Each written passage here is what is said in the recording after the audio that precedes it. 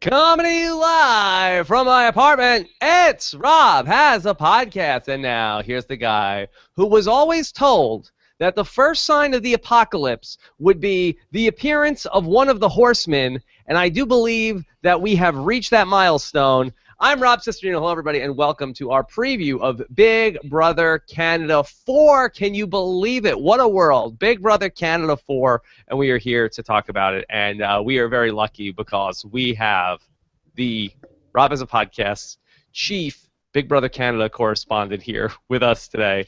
You know him from, in addition to the reality TV Happy Hour, he also, did you know, appeared on Big Brother Canada 3. Here is our great friend, Jordan Parhar. What's up, guys? Wow, Chief Big Brother Canada correspondent. Wow, Rob, I didn't realize I had this title, but thank you so much. It's a pleasure to be here. Very strange because I remember listening to, back in the day, driving to school, hearing Ian Terry do the Big Brother Canada 1 preview with you, then Brian Lynch in Season 2, and then after Season 3, listening to you and Mike Bloom do it. So it's very strange being on this podcast, but very excited to be here. Yeah, nobody ever comes back for the Big Brother Canada preview, so we'll see if that's a bad omen. Yeah, it's like the Madden curse. So we'll see what happens after this. The Big Brother Canada curse. All right, and then also joining us today, one of our esteemed Big Brother live feed correspondents, and he's also going to be keeping an eye on the social media and taking your questions and bringing them up on the screen. Our good buddy Alex Kidwell. Alex, how are you? Doing great, Rob. I'm excited to be talking Big Brother once again. It feels like it's been a long time, but it really hasn't been that long. I don't know why. Don't you guys talk about Big Brother like every 4 days on a blast somewhere?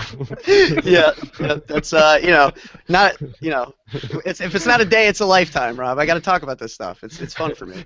Yeah. Don't judge me. I'm pretty sure I just watched you guys blabbing about the predictions for the cast release like 3 days ago.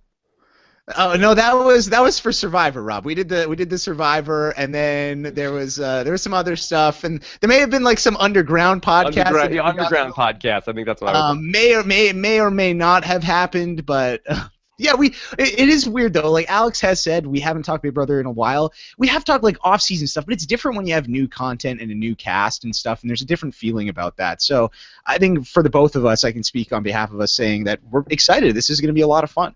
Okay, well, here's what we're going to do today. We're going to go through all of the new contestants who are already in the Big Brother Canada house, plus we're going to talk about some of this crazy stuff that they're doing with voting 2 more people into the house. We'll go through all of that, tell you what you can expect, get you ready for, the Wednesday premiere, Jordan? Yeah, Wednesday, March 2nd, I believe at 9 p.m. 9 p.m. Eastern, 8 p.m. Central, whatever that ends up being, same on the West Coast.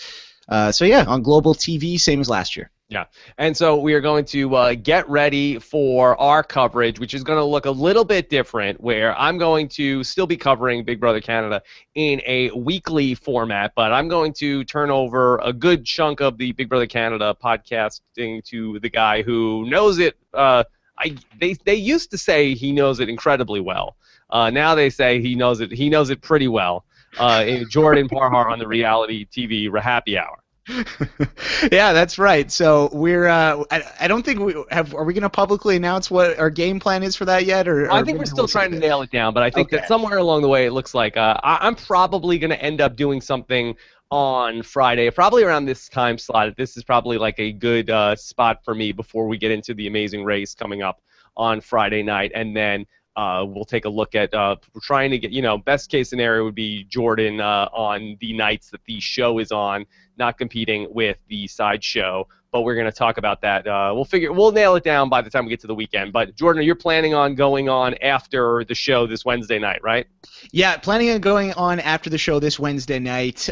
So we'll see. Just got to talk to Scott St. Pierre about that and stuff. But I would like to, and I haven't run this by Alex, Taryn, and Brent, but I would like to get those 3 on the panel just because I know most alumni are going to be at premiere parties that evening. But yeah, we'll just stay tuned for that, and yeah, it should be good. Well, we'll put Jordan and Scott and I are going to get our heads together over the weekend, and we'll come up with what the plan is going to be for the premiere week of Big Brother Canada. So we're very excited about that, but we needed to get on here today and talk about the cast preview before we got too close to this Wednesday night's premiere. So very excited about that. Jordan, for people who may not even know about reality TV Happy Hour, how can people find out about when you're doing shows and how to listen to them? Well, the easiest way is you can subscribe on iTunes to my show. So go to robhasawebsite.com/happyhour. So that's happy hour with an R at the front. Or you can follow me on Twitter. I'm at Jordan Parhar. And Reality TV Wrap-Ups as well. If you follow our whole channel, you get my podcast. You get the Bachelor Wrap-Up from Amy and Haley. You get the Challenge Wrap-Up, which the challenge is finished. So maybe not that for a while. But lots of great stuff. Top Chef podcast. robhasawebsite.com/wrap-ups. Yeah, that's right. All right.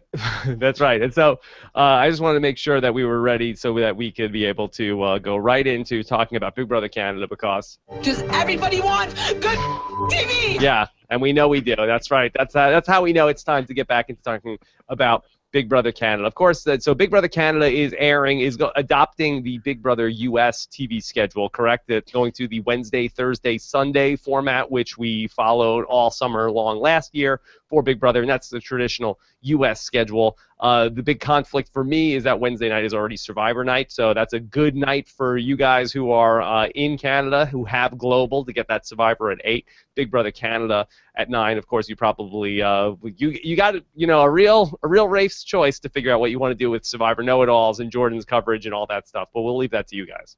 Yeah, we'll figure that kind of stuff out. And the other, the evictions are on Thursdays as well, so I think that works out well. I mean, if you want to catch my show, it'll be there for you in the morning. You don't have to see it live. Check out Survivor Know-It-Alls.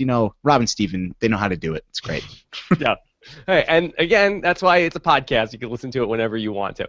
All right, but if you want to be live, you'll have that option too. Okay, so let's get into talking about this Big Brother Canada 4 season and what they're trying to do, because I can't really wrap my head around what the idea is here, because we had the whispers earlier in the week that there was going to be some sort of stunt casting going on. They were going to be bringing in somebody from the Big Brother US. That whisper was sort of going around. And then there was a leak. Jordan, could you tell us how the news first broke about the return, potentially, of Jace Wiry to Big Brother? Yeah, well, so what happened was they announced Arissa Cox had this promo. I think Global TV released it. I believe it was on Sunday, and they said tune in on Tuesday. There's going to be the biggest announcement in Big Brother Canada history. And so I was getting excited. I thought, okay, well, maybe... Hold on, I felt like that was pretty hyperbolic. Was this the biggest announcement in Big Brother Canada history, that Jace might be on the show and some other people from International Big Brother? Well, honestly, though, let's think. In preseason, has there ever been there never really has been a big announcement. I guess maybe the announcement of the triple eviction, or Arissa saying Topaz has voted for Jillian, if we want to count that as an announcement. Yeah, or we're going to bring somebody back from the jury. I don't know. I feel like that, somebody may be voted into the House. I think, it's not that impressive. Yeah. Yeah, I mean, I don't know. The show likes to kind of hype things up. You know what it's like. It's reality. You're a company guy. I'm an ambassador for the brand, so I got to stick behind my boys and girls over that are working on this show. But yeah, I would. It was a tad hyperbolic. We'll say that. But anyway, as I was saying, Robert, so Monday I came home from school and there was this leak that was all over the Big Brother subreddit. Shout out to those guys. And there was this screenshot and it said, here's what the twist is. Or there was a video, and basically after you watch a video, sometimes on YouTube it'll give you options of which videos to watch. Well, there were these still options of these international people, and I looked at it and I saw, okay, well, there's this Tim Dormer, I've heard of him, he's some Australian guy, Nikki Graham from UK, some Italian girl I've never heard of, and then Jace Wiry from Big Brother 5 and Big Brother All-Stars, he's in the house. And I talked to Taryn, who's a video editor, and I said, Taryn, is this legit? Do you think this could have been photoshopped? And he said, no, I think that's looking pretty real. Sure enough, Tuesday morning they announced it officially. I guess that intern who accidentally leaked that got fired. I don't know what happened, but it was legit. Whoever started spreading those rumors, Alex, I don't know if he saw what the deal was. I think there was some guy on Twitter named BBCAN4 Insider. There was some other person who was saying the Redmond of Big Brother Canada. I guess that is the new Redmond of Big Brother Canada. But he was. Yeah, he was. Yeah, he had some false information. I don't know exactly what happened, but Yeah, it was mind-blowing, though. Crazy stuff. I never would have. I thought those rumors are so crazy. How could that be legit? But here we are, Rob. All right, let me also just set up, so we want to get your comments and feedback in the show as well. You could use the hashtag RHAP. Alex is going to be monitoring that very closely during this episode of the podcast. He'll let us know when we have something of note from you guys to add to the conversation. Plus, we are also going to be following the comments on our YouTube page at robisawebsite.com/YouTube. Alex, what's your familiarity with some of these international Big Brother players outside of Jace? Yeah, outside of Jace, it's pretty minimal. It's really just the extent of kind of conversations I've had with people who watched, like Nikki Graham's UK season. The only BBUK I've seen is I watched Celebrity versions 11 through 15, in part because I wanted to see Spencer Pratt on there at the time. But yeah, Nikki is someone that I've just heard. I think Kurt Clark told me she's, kind of like a Brittany Haynes type, only way more, rambunctious and kind of very loud personality. So I don't know, she had a strategic mind though, so I don't know what Nikki's going to bring from that perspective. Victoria, the only thing I know about her is that she claims to have hooked up with both Mario Balotelli. Is it Veronica? Is it Yes, Veronica? It's Veronica. We're doing Who's Muffin? we're doing the reverse of that joke. Yeah, let's go with that. That was a joke, not just me making a grievous error. Yeah, so apparently she's hooked up with Mario Balotelli and his brother Enoch, and that strikes me as incredibly interesting. Obviously, like, it is one of those things, maybe it's like, a story that you want to share, but then it's like, I don't know, is it? Maybe it helped her get cast. Now, Jordan, the idea to bring in international Big Brother contestants here, I mean, what are they going for with Big Brother Canada? For me, I can't imagine that. I mean, especially because we're not trying to, it's like impossibly difficult for people outside of Canada to even access this show. People have to go to all, from what I hear, people go to great lengths to try to watch this show by hook or by crook. And so it's, you're not bringing in an international audience. I mean, why do this?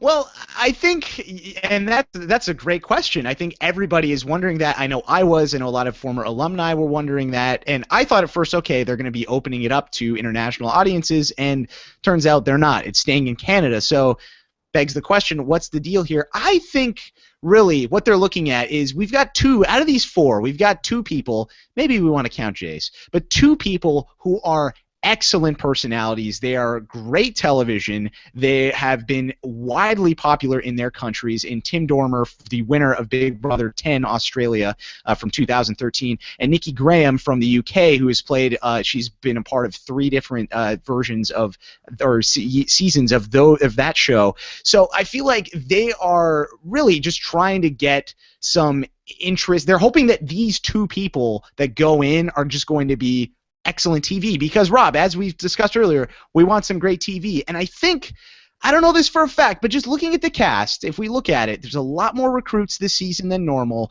And if we look at the Canadian population, we've got 1/10 of the population of what you guys have down in the States. So I think the casting pool, it's going to get tougher and tougher to find really good people.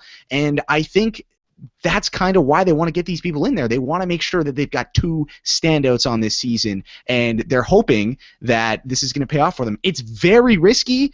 Is it going to work? I don't know. I think it would have paid off a little bit more if they would have maybe somehow put together some sort of deal where we can get Big Brother Canada airing in the UK or in Australia, or some option at least for these fans to watch. So maybe I'm looking at it through the wrong lens, because I'm looking at it from the marketing standpoint of, I'm saying, like, if they want to do something that's going to get ratings, that's going to help the show and get people to tune in on night 1, like, why not just go with 4 celebrities at this point instead of people from international audiences? Like, how many people who follow Big Brother UK are in Canada?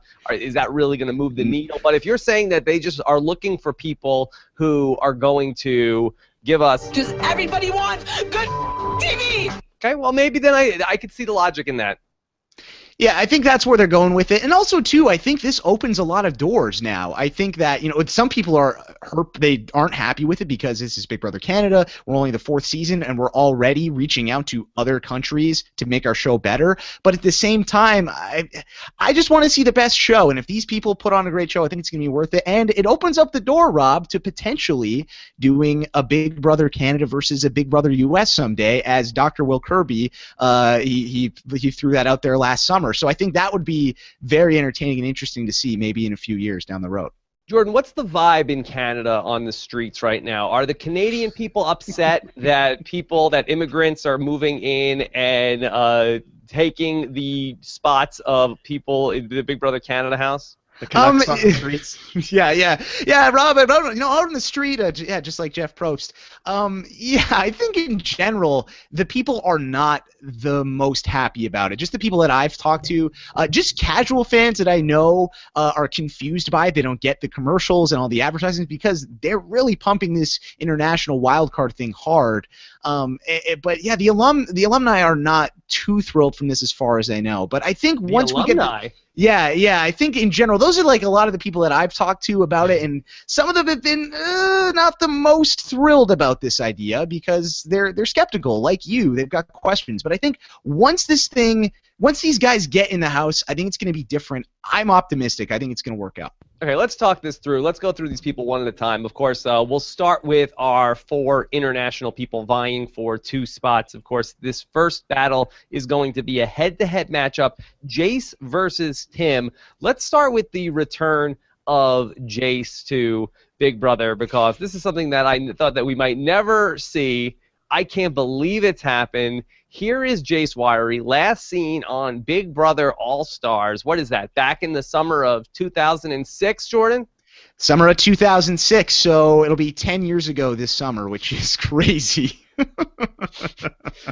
So random, so random. I have to feel like that this has to add fuel to the fire of a Big Brother All-Stars being on the horizon at some point, because this feels like that they put in a call and they said, okay, we want somebody from Big Brother US, and they said, okay, you can't have anybody that we're considering for a future Big Brother All-Stars. Like, take out the A-list, take out the B-list, take out the C-list. Okay, here you go. Like, what do you want? Jace Wiry. Jace or Mike Lubinsky? Yeah. Man, tough call. Mike Lubinsky would have been great. Oh my gosh! Although Mike Lubinsky's got to be in his 50s at this point. I think honestly, Rob, I think that Jace was put in there because they wanted someone from the U.S., but they didn't want the person to actually get in, because if they would have put anybody from the last 2 or 3 seasons of the show. Hold on, Jordan. Are you implying that Jace is about to be backdoored by Big Brother Canada? Unfortunately, yes. Our good buddy Jace Wiry, 3rd time's the charm for him. Not for him, unfortunately. He's going to get backdoored again. This is the 6-finger plan? Yeah, the 6-finger plan from the Big Brother Canada producers. He's not going to get in. I mean, Tim is clearly, I think if we look at these 2 people on paper, I personally am supporting Jace. I would love to see Jace on the show and have him get another shot, but I think Tim is better television. Tim has been on reality TV more recently. He's more beloved by the international community. And I think in general, I think the production likes him more. So I think they're hoping he's going to get in. How do you make sure he gets in? You put in somebody who has very little chance, Jace Wiry. And I think that's why he's here. Jace is here for the paycheck. He said he's selling tacos or burritos out of his truck, so I'm sure he could use this money. He'll go back home to somewhere in California. I don't know where he lives. Or maybe he was from Illinois, I think, initially. But yeah, Jace, he's got no shot, unfortunately. Unless, you never know. We could get surprised from the casual fans, but I'm skeptical. Alex, do you see it the same way? Is Jace a patsy here? I don't know. I mean, I didn't really think of it that way. What Jordan's saying does make a lot of sense, though. I mean, I think a large part of it is I just don't have the knowledge of Tim Dormer and kind of, his background. But I have heard, kind of that echoed from a lot of people. So I think even though I'm, voting for Jace and, the limited amount I've voted, I certainly think that Tim is the heavy favorite if Vegas was giving odds at this point. Now, this vote is going to run through the premiere, correct? That I know that voting is happening online, but it's going to go through the first episode, Jordan? Yeah, so the voting it stops, I believe, shortly before the live show next Thursday. So on March 3rd is when it ends. So they'll show one episode with Jace and Tim, Nikki, and Veronica, give people, the casual viewer, a chance to vote, and then we'll see what happens. But I feel like by the time that even happens, what Canada has to say isn't going to matter, because this vote is open to anybody across the world. So that means people in Australia can vote, people in the US can vote, people in the UK can vote, and the Australian fans and the UK fans are very supportive of Nikki and Tim. So I kind of already think it's going to be game over by the time it gets to that point. I mean, but isn't it a tease for the Big Brother fan that you're going to bring in somebody from the Big Brother US and potentially like, oh, okay, here's at least somebody I know, and then rip that dream away from them? But let's think about this, right? I mean, the casual fan of Big Brother, Canada, who's seen Big Brother US, they're not going to remember who Jace is. I mean, the only people who know who Jace is are the diehard fans who are already looking at these cast bios and previews and all that kind of stuff. I don't think the Joey Jojo Jr. Shabadoo watching this show after the premiere is going to be too bummed when he finds out that Jace does not get in the house, because frankly he doesn't remember Jace. Jace is hasn't been on the show in 10 years. Yeah, Rob, I think they probably thought of that demographic and was like, oh, those 7 guys will watch anyway. It's fine. Let's talk about Jace's look here. He comes back a little bit of a different body type here for Jace. I believe that June Song said on Twitter he looks like a ripped homeless guy. Bandana still in place over here. I'm wondering, though, I've had this theory for a long time about that Bret Michaels wears a wig. Do you think, is that what's going on here? I don't know. I think Brent Walgamot and I were talking, and Brent was he was questioning the hair quite a bit. So, legitimacy of said hair? What's that? The legitimacy of said hair, or yes. that he just felt like both, I think, frankly. Yeah, I think Jace kind of had a pretty thick head of hair, though, and he was like 28 when he first played. So I don't know. I'll say it's real. And as much time as he spent primping it, I got to think Jace is one of those guys that would, take care. He would be more proactive than I was in getting plugs or whatever he needs to do. So. All right. Well, in terms of Jace, now I used to. I had met Jace a couple times back in around the summer, the first year that I moved out to Los Angeles. That when Jace and Holly were coming off of Big Brother US 5, and they really felt like that they were the bee's knees, that they were going to be the new it couple, and they were on their way to being some sort of like a pre-Brendan and Rachel, pre-Jeff and Jordan, before that was ever a thing. And so Jace and Holly were like moving around, and back at the Fishbowl, they were coming around, and they were really like the Fishbowl was trying to do something with them, but they were very tough negotiators, Jace and Holly, and they would not meet their demands for what they wanted to do. I do remember one idea that Jace had in some sort of I think they wanted to do a reality TV show, and I think the one idea that Jace had was he wanted to go to the Home Depot and hire a bunch of, they have it a lot out here in Los Angeles. I'm not sure if they have it in other cities. A lot of people who are sort of the undocumented workers that are here we're trying to find work in other countries, ironically, as Jace is trying to do right now in Canada. And he had an idea for he wanted to hire some of these workers to come to his house and hang out with him for a day. He's filmed that. Just to hang out with him? Yeah, that was his idea. Pick those guys up, hire them to come hang out at his house with him for the day. Was he going to call it Naked and Afraid? I don't know what they'd call it. But, I mean, that he does, I think that he is somebody who will be trying to entertain the viewers in the house.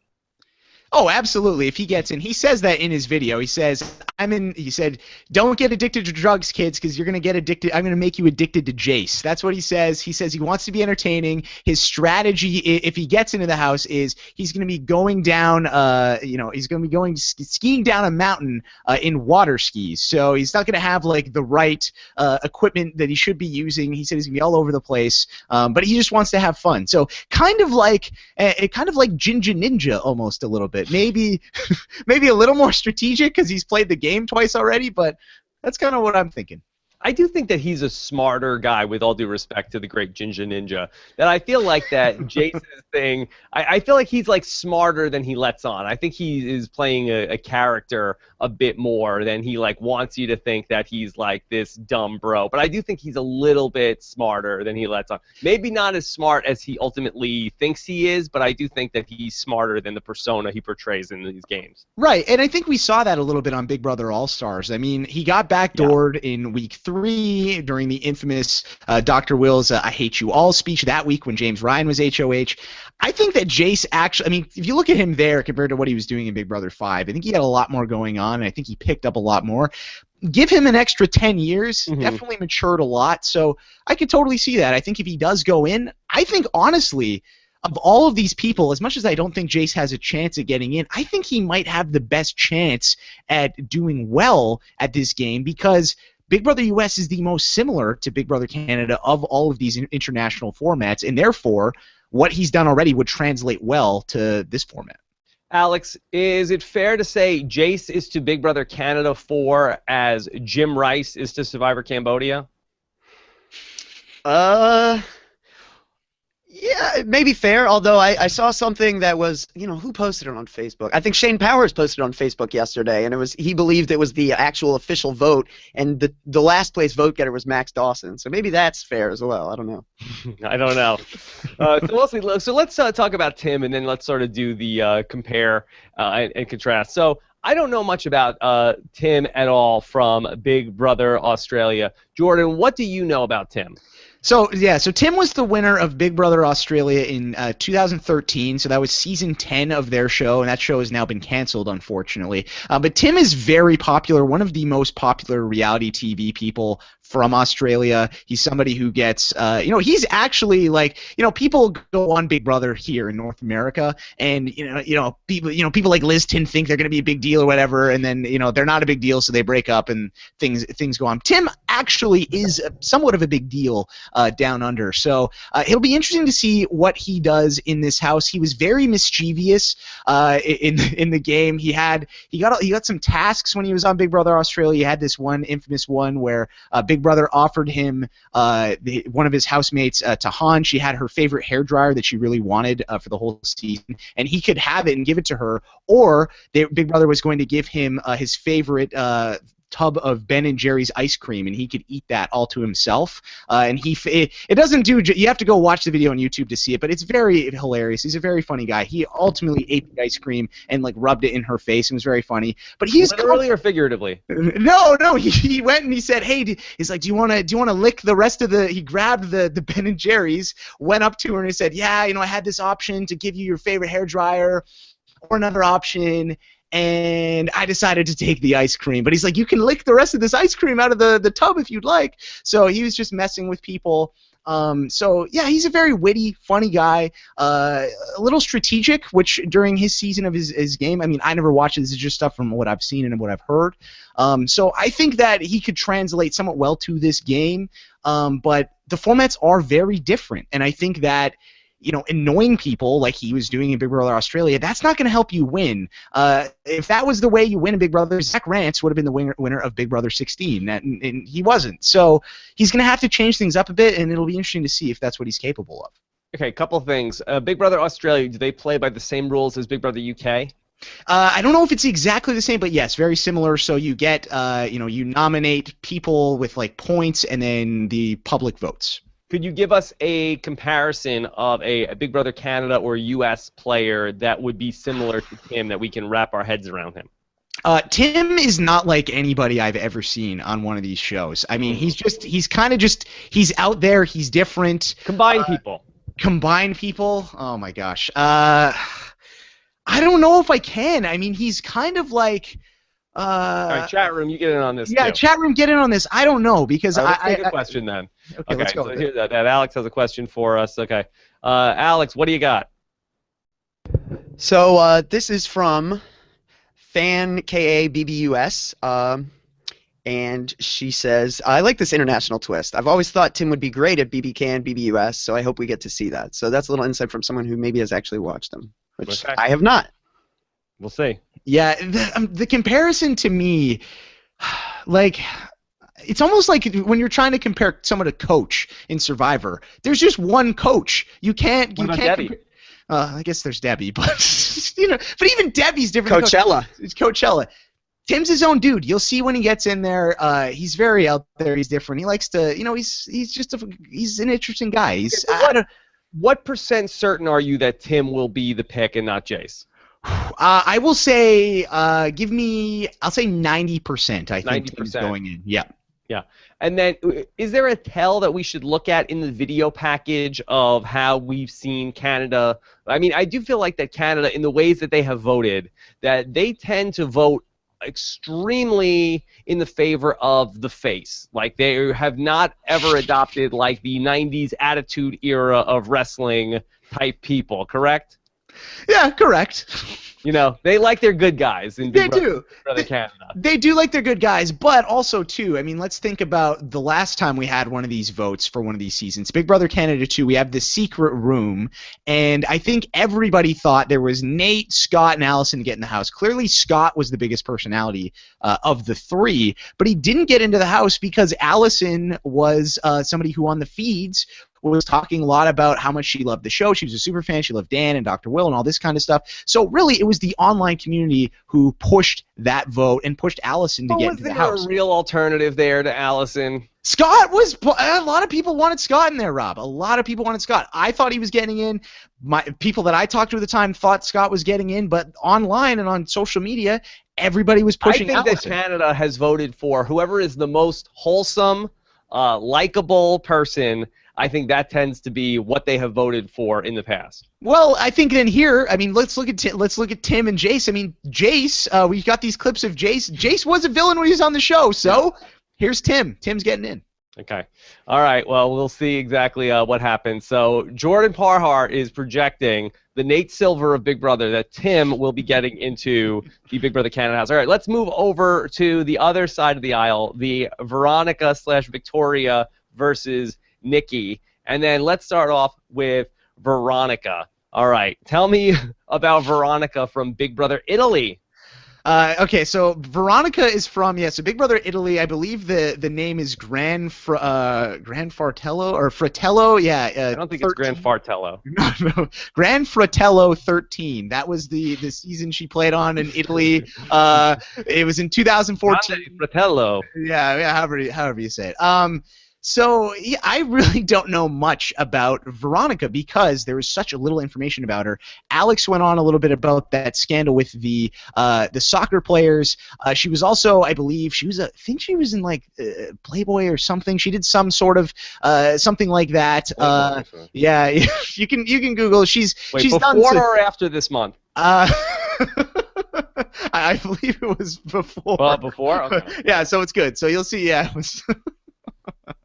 But the thing with her is, even in her videos and in her bio, we get so little from her because there's a big language barrier with Veronica. She struggles with English. She can definitely speak English and understand stuff, but she isn't. She's the exact opposite of Jordan Parhar. I am a very verbose person. I talk way too much, and I say way more than I need to say, and people get annoyed by it.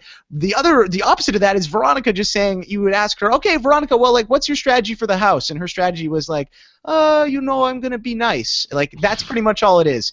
Very bare bones, don't really know too much. She was out, I think, second on her Italian Big Brother season. So, again, I think this is somebody who's here she's going to get, she's going to have a good time. She'll enjoy Sequester. It's a fun time. You get some good food. You get to hang out with some people, whatever. Well, mainly on your own, but, she's going to do that, hang out in Canada for a bit, go back to Italy, get her money, and that'll be it.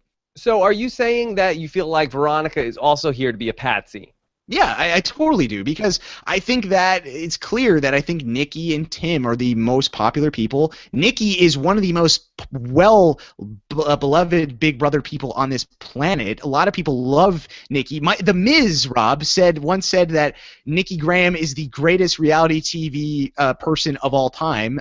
He even said, he didn't say himself, he said her, so that's telling you something. So I really do think that, from the Miz. High praise from the Miz, which is very reputable source.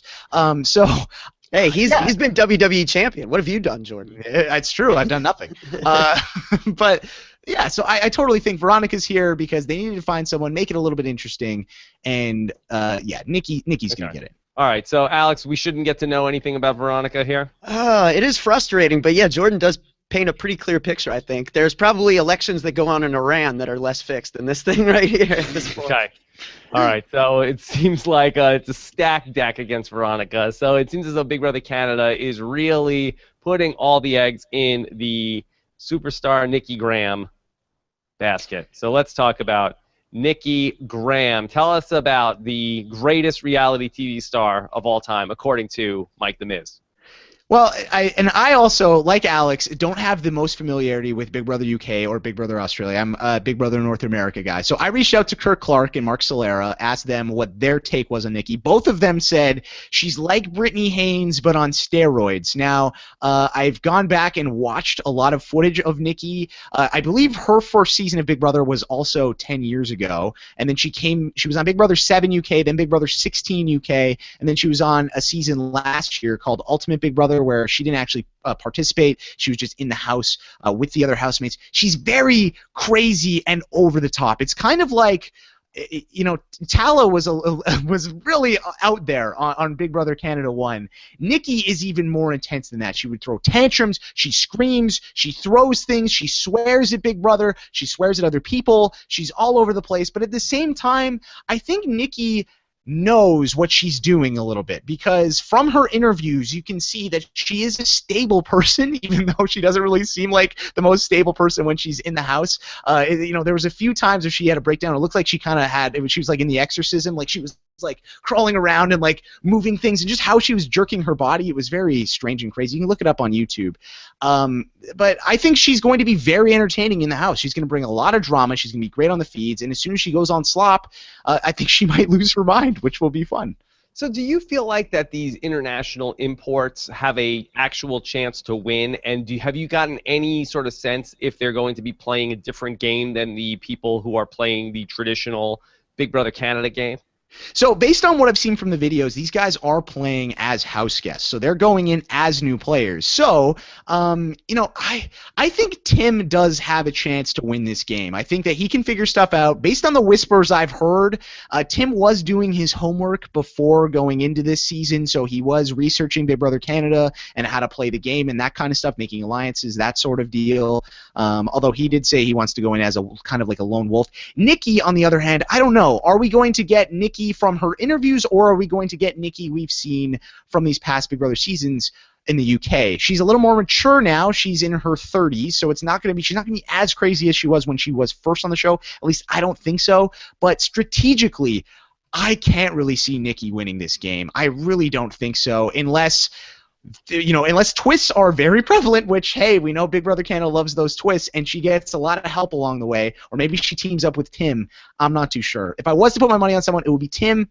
Is he my front-runner pick or one of the favorites? I don't really think so. Okay. All right, so we'll see ultimately how this is going to play out. We should know in the next 5 days or so, ultimately. Do you think that we will have our international person in the house by Thursday, Jordan? Yeah, so I think what will happen is I believe they are entering the house the Thursday night, so I think someone's going to walk out the door and these two are going to go right back in, and Marissa will be like, all right, guys, time for a twist. I don't know who the twist sponsor is this season. I don't think it is Twistos anymore, but whatever it is, it's a blank twist. Nikki and Tim are in the house. Let's make it happen. They'll play the HOH, and we'll go from there. Okay. All right, let's talk about our new players that we're going to be seeing this season, people who have never appeared on any edition of Big Brother before. This is really in the order that they are listed on the Global TV website on the House Guest page. No particular order for me, and I'm not even sure why they put them in the order that they're in. It doesn't seem to be alphabetical or anything like that. But let's just go ahead and go through it. Jared Kessler. Also, Jordan, I know that you are working on a Big Brother Canada draft, so we will not be doing that here today. When's your Big Brother Canada draft going to be? So Big Brother Canada draft for BBCAN4 is going to be tomorrow, so this Saturday at 5 p.m. Eastern, 2 p.m. Pacific. So I will be joined by Willow McDonald from Big Brother Canada 3, Netta Kalantar from Big Brother Canada 2, and since there's an international twist on this season of Big Brother Canada, we brought in an international house guest to come in on the draft. So Jason Roy from Big Brother 17, and a Big Brother historian and expert on International Big Brother, will be joining us. So that'll be a lot of fun. Okay. Let's talk about Jared. He is the pipeline worker from Winnipeg. They call him, they have a log line on the website for each person. This polite pipeline worker is a brawny sweetheart who will charm the pants off all the house guests. Oh, my God. Wow. They really do love Jared. He is somebody who not for anything. But these days, ideally, you don't want to say that Jared and getting anybody's pants off in the same sentence. That's phrasing, Big Brother Canada. Yeah. I see in the chat room, Ryan Hilliard is saying Jared is Emmett. Yeah, I was calling Jared in my notes New Emmett. New Emmett. See, I was actually calling him New Zach. I think he's a lot like Zach Olynyk. I think, maybe a little bit. I could see, Emmett and Zach. I think they both work, that comparison. But, yeah, Jared's a guy who hasn't really seen – I don't think he's seen really any of Big Brother Canada at all. He has seen Big Brother US, although in his interview, there was a bunch of interviews done done by Matt Carter, friend of the show, on his website cartermatt.com if you want to check those out. And he talked to Jared, and Jared said that the person from Big Brother US that he would compare himself most to is Beast Mode Cowboy. And and we know that's probably not good for his game if he's saying he's like Beast Mode Cowboy. Well, he'll knock it out of the park on Survivor, maybe. Maybe on Survivor Canada. Maybe he'll beat Tyler Cacuno on Survivor Canada All-Stars. But maybe. Let me just also set up. So, not a ton of information out there about the Big Brother Canada guests. Like a lot of times in the Big Brother US, we get like this media day, and we have all these things, and we're going through everything that's available. Big Jeff wants to know who's single and ready to mingle, and whether Rachel Riley and Ryan Carrillo and all these different people go and talk. Big Brother Network, there's many interviews we have to choose from.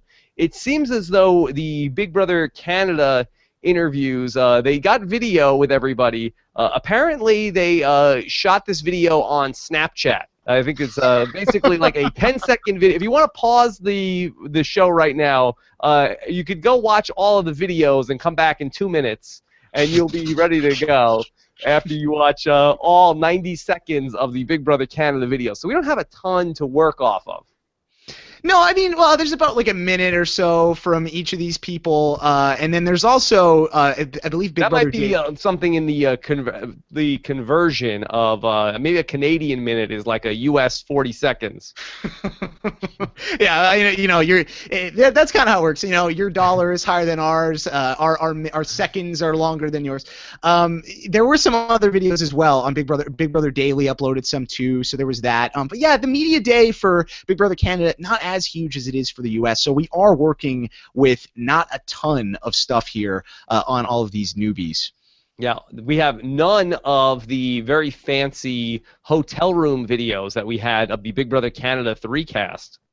No, we did not. Armstrong won America's hearts with his audition video spoof of.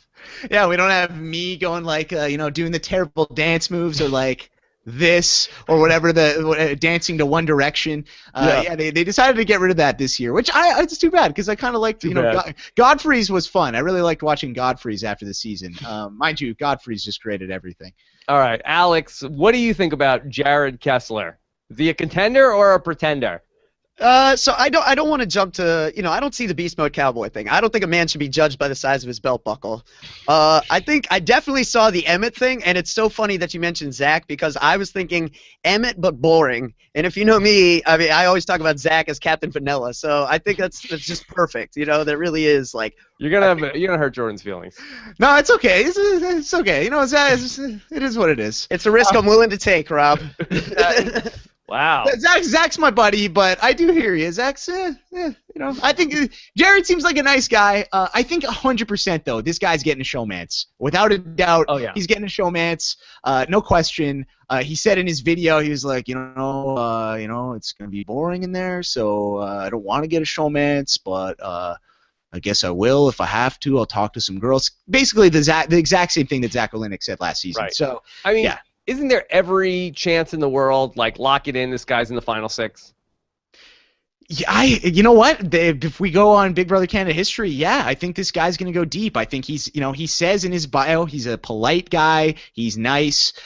He's somebody who I think a lot of people are going to go along with. He's a good-looking dude. He's going to get this showmance. He'll probably get invited to the Bro Alliance. So, yeah, I think Jared's going to he'll definitely make jury. Could see him go in a top 6. Can he win? I don't know. We'll see if he can pick things up as the game moves on. Yeah, I mean, I feel like that he checks all the boxes of people that do great on Big Brother Canada. Clean cut, likable, polite. As long as he doesn't over bro down early on and create some sort of new first 5 or one of these other horrible alliances. I think that he's gonna be okay. I think he's gonna do very well. How dare you, Rob? The first 5 had a runner-up in it. Come on, man. Sabrina, you're forgetting about that? Yeah. All right, that's Jared. I would enjoy it, though, if we end up getting people calling him Beast Mode Pipeline Worker. I'd be totally on board with that. Pipeline Worker. Yeah, he went to Jared. All right. Let's talk about our next person, and her name is Lavita. Living Lavita Adams. Okay, she is, according to the global website, she's passionate and bursting with energy. Hopefully, unlike Jared's pipeline, he's got that pipeline bling. Passionate and bursting with energy, this independent girl plans to make and keep many promises as possible to build trust in the house. So she's got sort of an odd strategy that she talks about how she's planning on building promises. I mean, she's going to make promises to people, and then she's going to keep them. Like, for instance, she's going to say to people, hey, at 2:30, I want to do your hair. And then she plans on keeping that promise. So that people say, boy, Lavita, when she puts her money where her mouth is, when she says she's going to do something, she does it. She told me that she was going to meet me out back at 3 o'clock, and there she is. So I'm going to make a deal with her. But you know what? It's funny. She did talk a lot in her interview. In some of her interviews, she said how she's got this twofold strategy. One, the first part is yes, making these promises with people. That it goes to whether it's doing their hair or saying, "Hey, you've got my vote this week. I promise you, I'm going to vote with you." Whatever. And I actually don't think that's the worst strategy in the world because psychologically, if somebody is promising you things and they keep coming through for you, that shows that that person is loyal and they're willing to do things. Now, as long as you're not making too many promises, then that's going to work okay. Are dumb. It's like, hey, do you want me to go to a drink? And then you come back with it. It's like, boy, that guy. But I did make that drink. I told you I would, and I did it. Right. But I think she's thinking about it more in a strategic sense. She's going to make – that's what she's meaning. Maybe I'm overthinking this a little bit. But she also did talk about how she wants to spend a lot of one-on-one time with people, get to know people on a personal level. And if you know me and how I play Big Brother, that was a big part. I think I'm a huge fan of that. I think that's a really, really key thing to winning this game is these personal relationships. And she comes across as very warm, and I think that's really important. The thing that scares me about her is she's very analytical, and I could see her going in and being a little too aggressive. I could see her doing something like maybe not as bad as Joey on Big Brother 16, but I could see her doing something like that and get maybe like a Cat E, and I could see her becoming an easy target early. I don't think that's going to happen because she said she doesn't want to get into an all-girls alliance because she doesn't think that girls can work together, which I also disagree with that, but we can talk about that later. But I could see her, the first 5 type of deal, that's actually something I could see her getting into, and that maybe could ultimately lead to her downfall. Alex, what are you seeing about Lavita? Yeah,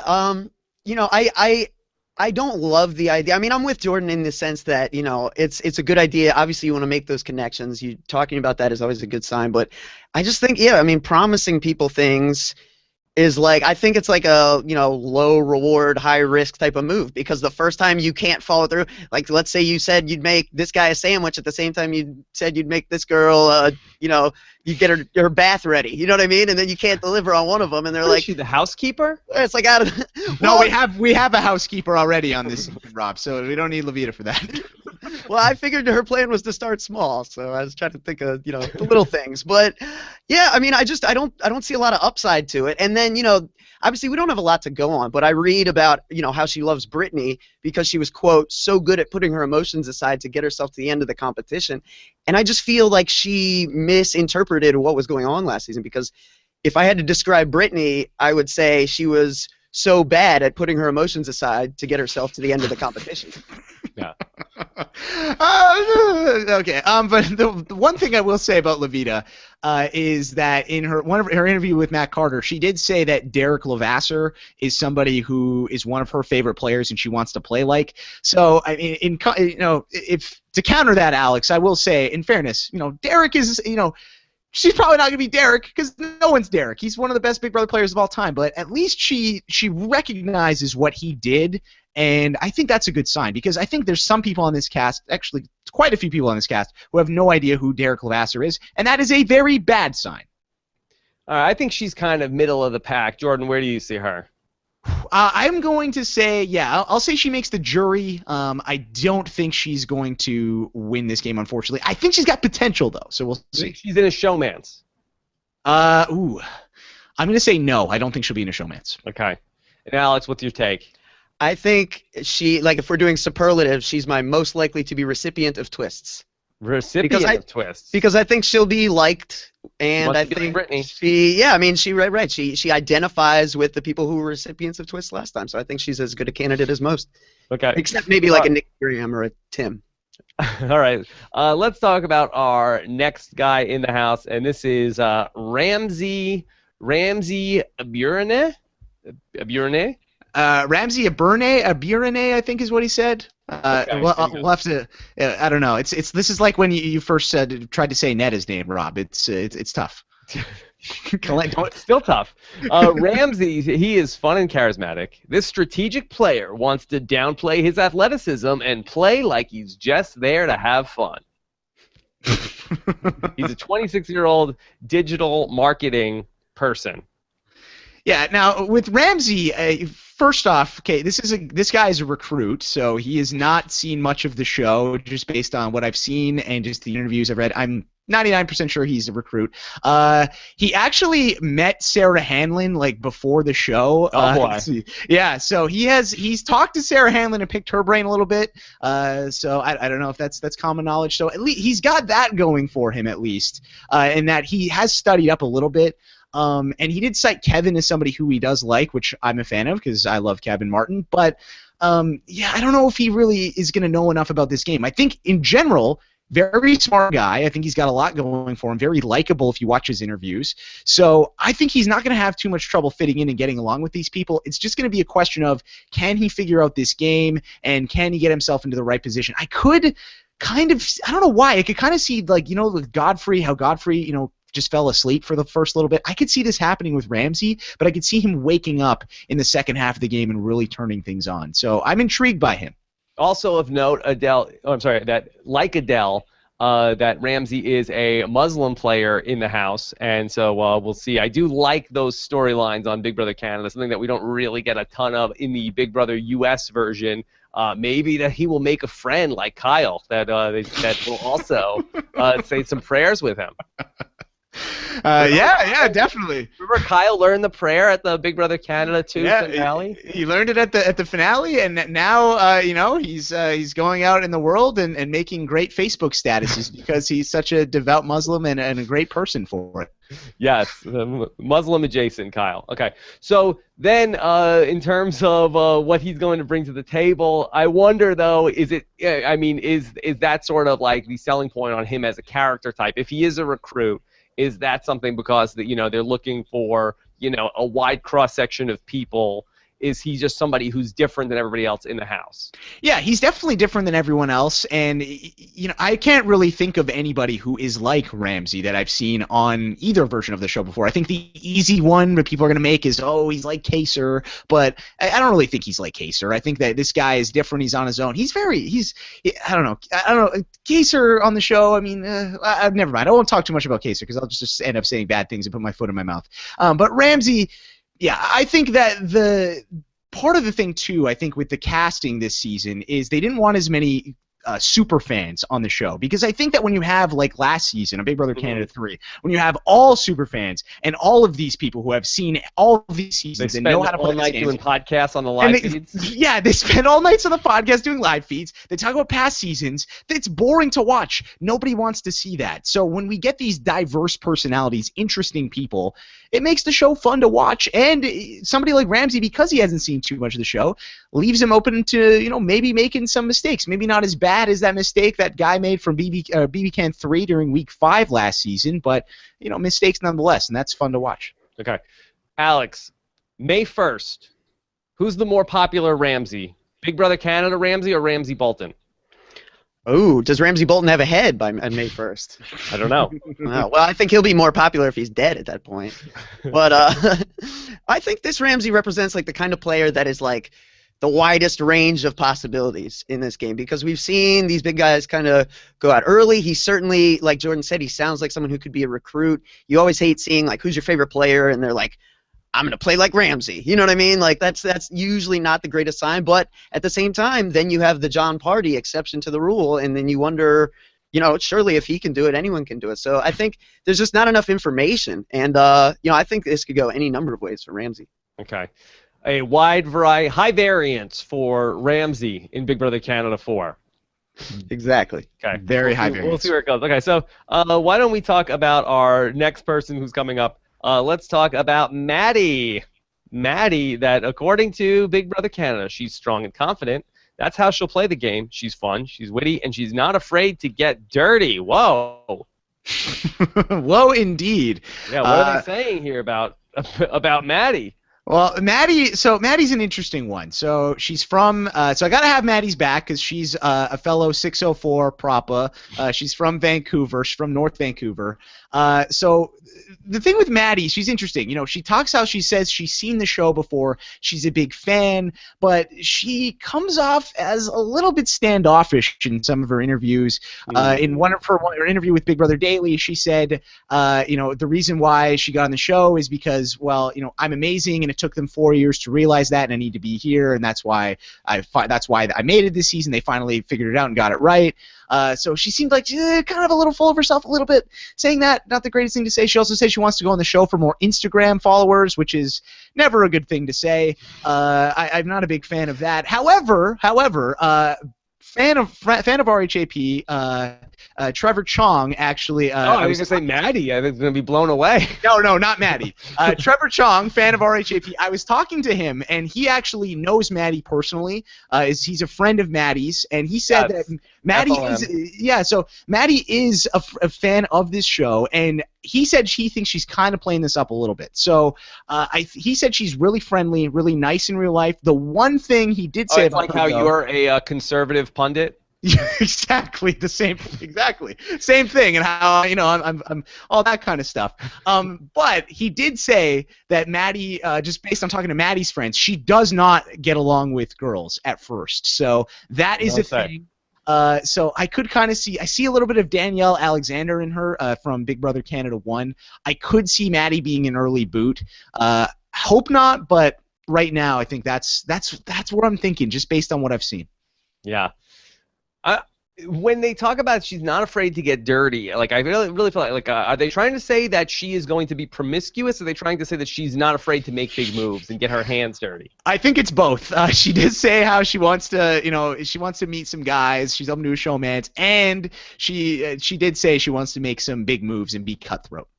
I mean, just taking a look at the picture that they go with, if you haven't looked at these pictures, I mean, I do feel like it's rare that she's wearing sort of like a midriff type shirt, that we don't have a lot of exposed navel in the Big Brother or Big Brother Canada or Big Brother US profile pictures.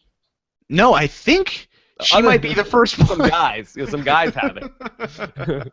But I do feel like that it's a provocative profile picture. Oh yeah, most definitely. Not something you would normally see from a Canadian reality TV casting photo. Ask Trevor Chung about this. We will indeed. Okay. All right. So let's, Alex, any thoughts on Maddie? We might have lost Alex's audio here. We'll work on getting Oh, that sorry. straight. I'm Yeah, back. okay. The fact that her favorite player is Jillian, I think, and that she thought, Jillian was nice and humble and got away with it because of her niceness, I think that, again, is like another example of someone just misreading what they were seeing, because I think Jillian certainly, like, she could have been more humble. Mhm. And then I think, I thought it was interesting that she talks about if she won, she would start a mini empire of Maddie businesses. I don't know what they'd be, but I'd figure it out. Like, does that mean like a chain of things named after her, or just like, I don't know, but I almost want to see what that means. But a woman who can't get along with the other women in a Big Brother house, that's a good recipe to be a first boot in any given Big Brother season, right, Jordan? Yeah, for sure. I mean, let's look at Big Brother Canada 1, Kat Yee. She was the first one out because she couldn't really get along with the girls, came across as a little too aggressive. Big Brother Canada 2, and Nick rubbed some people the wrong way. She didn't get along with a lot of the other girls. She goes home first. Big Brother Canada 3, Risha, exact same thing, rubs people the wrong way. And, maybe not even just the girls, but yeah, a lot of people just, we put her up because she just didn't give off the greatest first impression, and that's just what happened. So if that happens with Maddie, she could be in trouble. How dare you? Risha Denner is a saint. Oh, Risha's great. Risha's great. I'm just saying. That's what it was like on night one, man. That's how we saw it. Okay, let's keep going. Let's talk about our next person up here, and let's talk about Raul Manriguez. He's funny and social. Raul's here for the experience. He plans to avoid strategizing and just wants to go with the flow. Yeah, this is your classic Rachel Riley floaters get a life vest type of floater. I don't really see Raul doing anything too much this season. He says he's not strategic, has no strategy. He says it's too complicated to think about that kind of stuff. He says he's seen a little bit of the show, but like not really too much.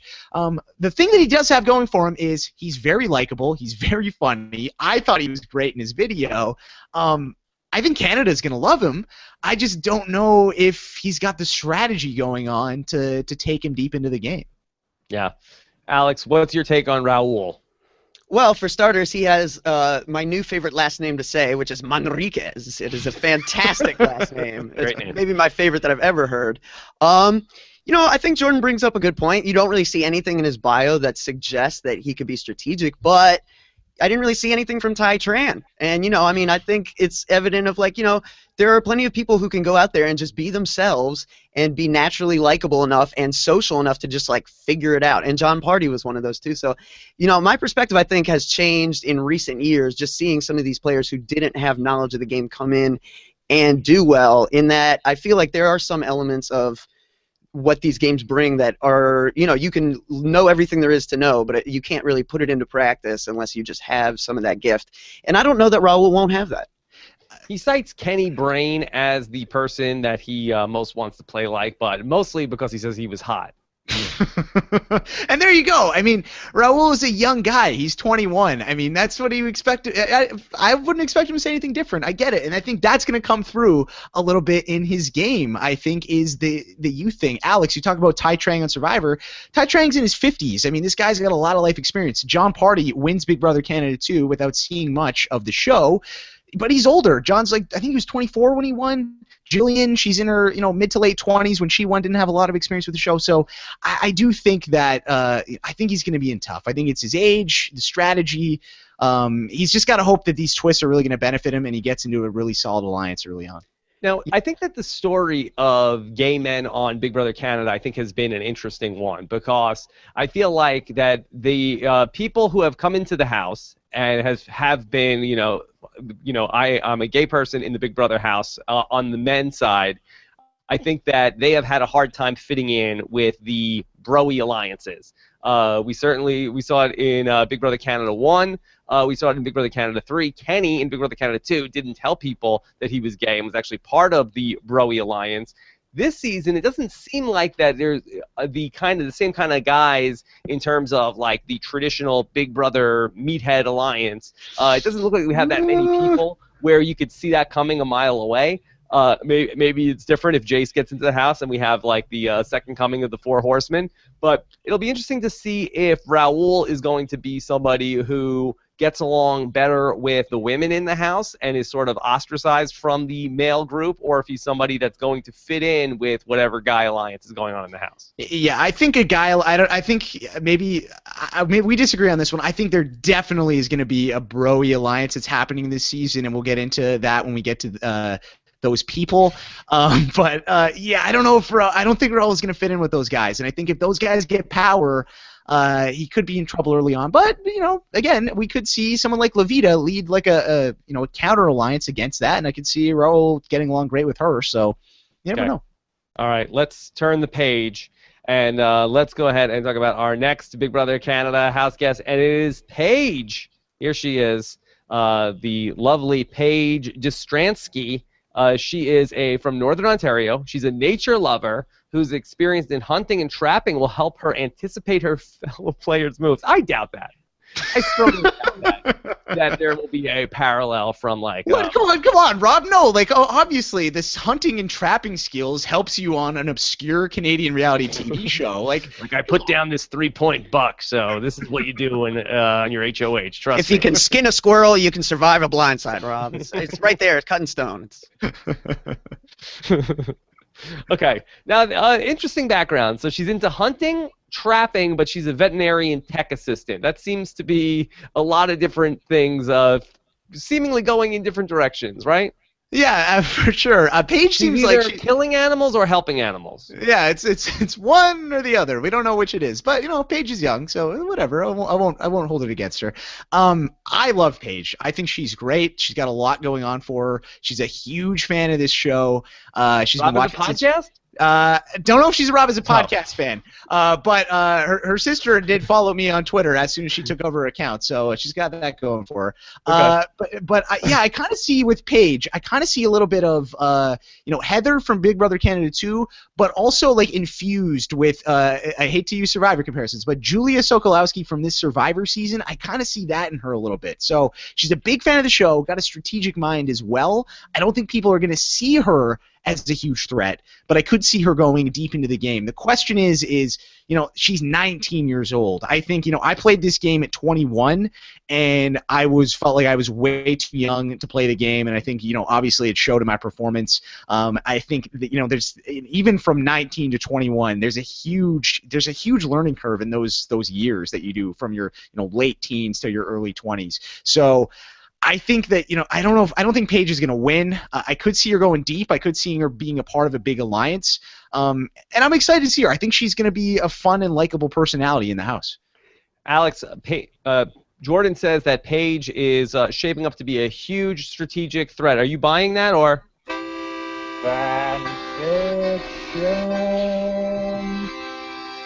I'm like a storyteller. That's what I do. Yeah, that's what we do. I think it's just. I see where he's coming from. I assume Jordan has seen the picture of her wearing the Judd Bear shirt. Is that yes, that is true. Yeah. So is that where you're coming from, Jordan? Do you think because she knows enough to be wearing that Judd shirt and have? Isn't it possible she just likes bears? See, I'm thinking like the Judd fan is the Donnie fan is the James fan potentially. Like she could be a avid watcher that is not like a feeds person. You know what I mean?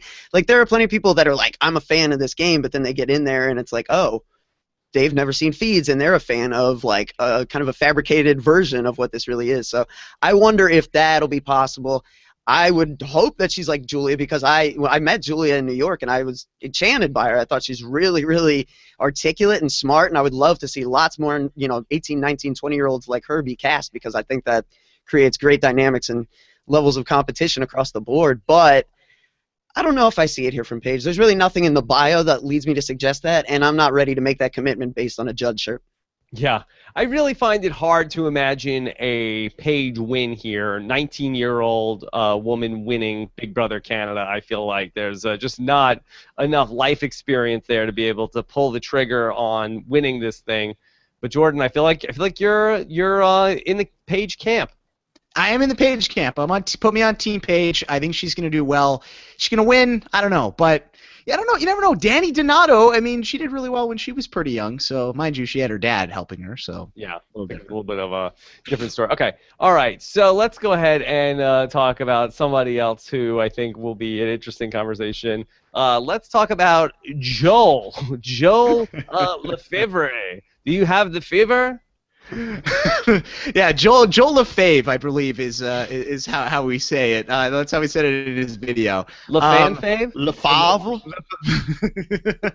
Yeah, if we want to call it Lefebvre, yeah, I do have Lefebvre. I'm a big Joel fan. Of course, I got to be a big Joel fan. I mean, this is a guy who is a big super fan of the show. I mean, really, let's just look at Joel on paper. This guy is he's me in 10 years essentially. Is this guy? He works in radio. He's like a news anchor. It would be a radio. He wants to get into acting. He's a complete dork. But I think that, the problem with Joel is that he's going in fresh off a Steve Moses win. He's coming in fresh off a Sarah Hanlon win. These people with glasses winning this game, these super fans. So I think that's really not going to bode too well for him. And I think, I'm really hoping for Joel because he did shout me out in his bio. So I like that a lot. All right, well, let me just set up Joel here. That they say his likable disposition and nerdy attitude will let him fly under the radar until he needs to shift into gear to take the win. They asked him, who is your Big Brother Canada idol and why? He said, that's hard because there's been so many memorable house guests. I'd say the one I can relate to closest is probably Jordan Parhar. He's a little bit quirky, and he made some dumb moves. How dare he? He's right, though. He's right. He's right. He's right, Rob, which is great. But I liked how he took everything with a grain of salt, and his passion and his excitement for Big Brother Canada was something I could definitely connect with. I will hopefully learn from his mistakes, though. See, there you go. That's what you need. Just learning from my mistakes. This is it, Rob. He's 10 years older than me. He's got that life experience. He's going to learn from my mistakes. Joel's he's gonna kill it. I think. Well, but for real though, I think. I think if Joel was I think if we swap places, and I know from the intel that I've gotten, Joel actually almost got on Big Brother Canada 3 and had to back out at the last minute. So if he, in an alternate universe, perhaps Joel would have been on BBCAN4 and would have been broing down in Newport with Zach, and I would be on this season with Dallas and Phillip and all these other guys. But I think the problem with Joel is he's 33, which normally I would say this is great because you see these nerdy superfans like myself, Ian, Steve, and it's tough to get acclimatized to the house and all these personalities. Joel's older, so he's not as awkward. He's way stronger socially. No offense to Ian and Steve, but he is. I think we can just tell from these videos and just what I've seen from him. Socially, he's got it, and I think that's huge, and he gets that the social game is very important. The problem is I don't think anybody's going to invite Joel to an alliance unless he really gets in good with people right off the bat. I think that is going to be key for him. If he doesn't do that, I think Joel's going to be in trouble. He could be an outcast, and unfortunately, might not get blindsided, might not make his move as stupid as I did, but he could be in the Jordan Parhar spot of first one on the jury. Alex, do you think that it will be a net positive or a net negative for Joel if they look at his picture and say, this guy is like Jordan? That might be a net positive, but I don't know if he escapes the Steve and the other comparisons. I think this is the first example of someone where, we've seen this before, right? With, Andy and Jordan to a degree, where it's like, let me dress like a 6-year-old playing dress-up, and everyone's just going to think I'm just completely terrible. You know what I mean? Let me wear what you were going for? Big goofy bow tie and a sweater vest. Yeah, I mean, kind of. I was going in there to have people say, all right, this guy is like a complete, non-threat. Yeah, I mean, you didn't go in there with, a full-bodied leather trench coat. You know what I mean? You were sending the image that I'm approachable, I'm personable, and I'm not dangerous. You know what I mean? Yeah, and that's what Andy Herron was doing when he had that T-shirt with the organs that were all hugging together inside the rib cage. You remember that? The worst shirt ever. But I mean, yeah, I think Joel is actually the first guy who's mistaken in doing this because we've had so many people do so well lately who come in looking so unassuming that now it's unassuming is the new assuming, or something like that, and I just don't know that that's going to be good for him. If he's as athletic as he claims to be, I'd wonder if he might not do better just coming in looking like Bobby, just I just woke up, man, is this where Big Brother's supposed to be? I feel like that's the route. Well, Jordan, how much guidance do you get from Big Brother Canada in terms of your profile picture?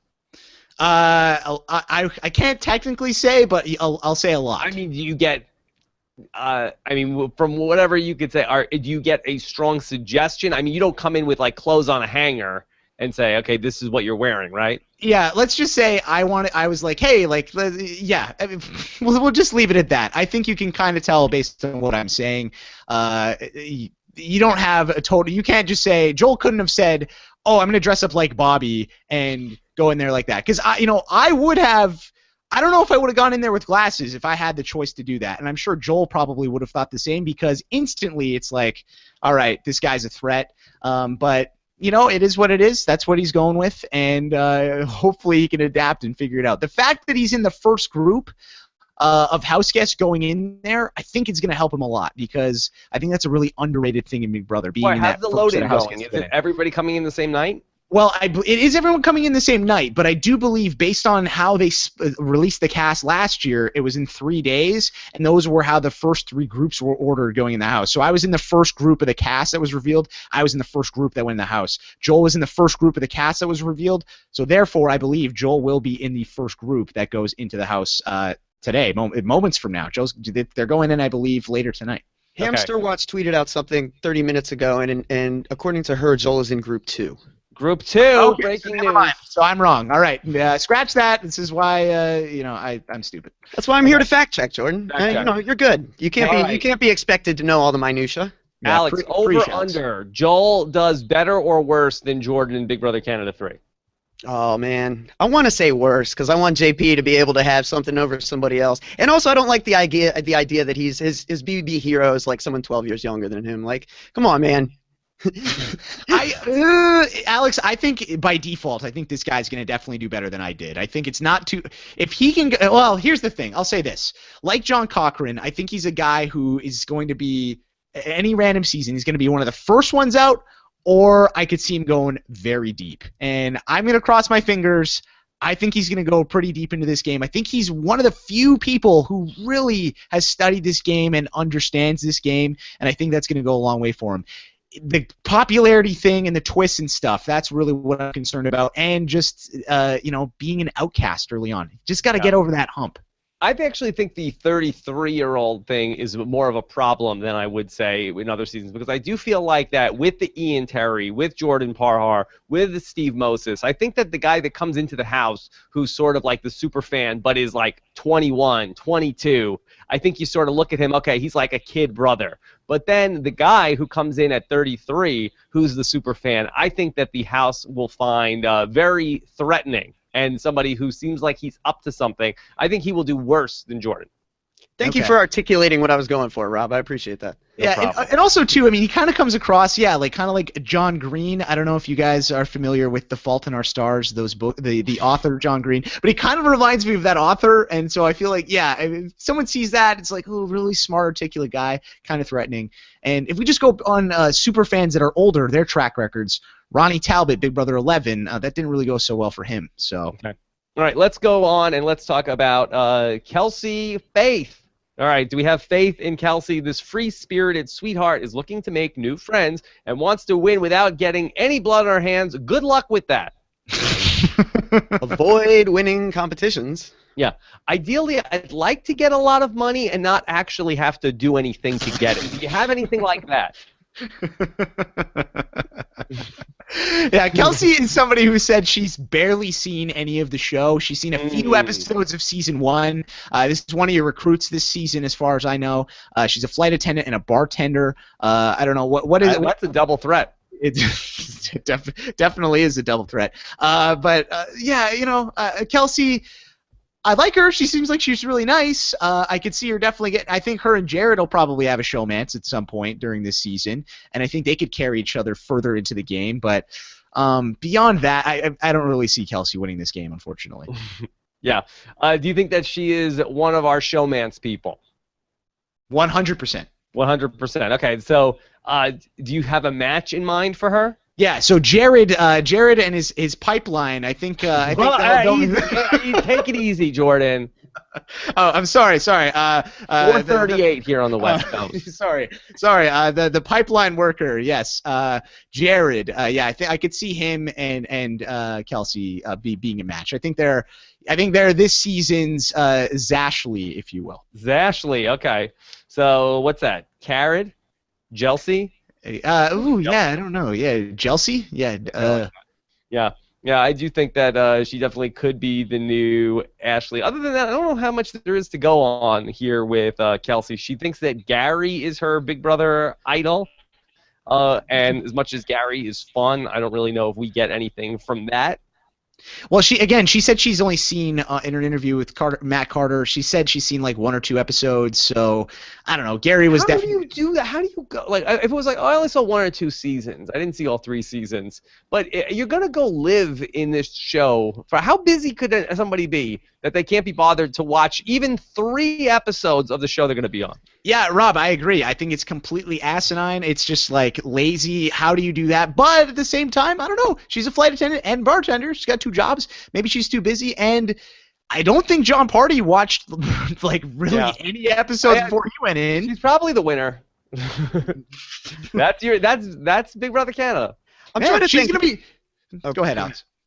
I was just gonna say, I'm trying to think. Have there been past flight attendants on Big Brother? I do feel like maybe that's the kind of, like, everyone's at their worst on the plane. You know what I mean? Like, that probably is something that gives you a thick skin for, like, social, and, you know. Yeah, and also, too, like, socially, I mean, she's really, really nice. Like, very kind, kind-hearted. She said she wouldn't want to have a showmance with somebody, even if it would advance her game, because she feels like she wouldn't want to play with someone's heart. And as someone who is a victim of that, I greatly appreciate that very much from Kelsey. So I think I think that's a good sign. I think that socially, I think she's going to do well, and because of that, I think she's definitely going to make the jury at worst. Okay, yeah, I agree. I think she's got a lot of upside for somebody who is bringing almost nothing to the table in terms of strategy. Look, that's not always the guy that we're saying probably has a ton of strategy is Joel. It's intimidating. I mean, that half the game is just putting people at ease so they're not threatened by you and end up on the block. Yeah, it's huge. I mean, it's the social game and how people perceive you. It's so very important. You know, I think that, we see people like Heather make it to the Final Four in these, seasons where it's like somebody who seems like they're up to something is going to be up on the block multiple times, and people who feel like that, there's not as much going on, they're not playing strategically, those are the people that tend to last. Okay, let's go into Philippe Paquette. He's the outspoken heartbreaker. He's not looking to be sensitive to the feelings of others and will do whatever it takes to win. Okay, he is not just a student, he's also a DJ from Ottawa. He's not here to make friends. What do you think, Jordan, of Felipe? Phil. Okay, Phil is this season's. I think he'll be head of the Bro Alliance that gets formed. I think there's going to be some type of brigade that comes together this season. Phil's going to lead the charge. Phil is a little bit cocky. He seems like he's, he calls himself charming in his interview with Matt Carter, which I've never heard an actual charming person refer to themselves as charming. But he does seem entertaining. He does seem funny. But I don't know. I don't get it. Like, he says, like, oh, yeah, like, I'm super confident, all this stuff. But then he also says, like, oh, I don't want to get a showmance with girls, a girl until day 42. Day 42, it's okay. But, before then, I definitely can't have a showmance. Yeah. Yeah, the Jackie Robinson of showmances. But yeah, I think Phil is going to be kind of like maybe a little bit of a more toned-down version of Jeremy Maguire from Big Brother 15. Wow. Alex, what do you think about that? That's a serious hot take there, sir. I get that vibe. He's just kind of he's the most bro-y of all of these guys, and I think that he's going in there thinking he's got this game on lock a little bit, when in reality, I don't really think so. Yeah, no, definitely. If I go back to, the idea of superlatives, this is your most likely to be Andrew Gordon'd out by Canada, I think, for sure. And I don't think there's a particularly close second. Although I got to say, between him and Raul, you've got a great Spanish name, Philippe Paquette. This is a fantastic French name, man. You got some great names this season. Great season for international names. Could potentially, if Jace gets into the house, could there be some sort of training day of like old douchey guy and young douchey guy teaming? Well, it's funny because Jay said in one of his interviews that he went into Big Brother 5 thinking that Scott Long was the kind of guy he wanted to work with, but in reality, he said he hates those kinds of guys. He doesn't like anyone like that. And now that he's older, he can see that. So I think Jace would get in there, see Phil, and be like, I don't really like this guy. Let's get rid of him. Although it would be quite hilarious if there was a training tape. Did I ever tell you the story of when Scott Long helped me move one time? Oh, I've heard it, but please tell it again for those who have missed it. We don't need to digress there. Yeah, Felipe. Okay, do you see a showmance for Felipe, whether it's day 42 or earlier, Alex?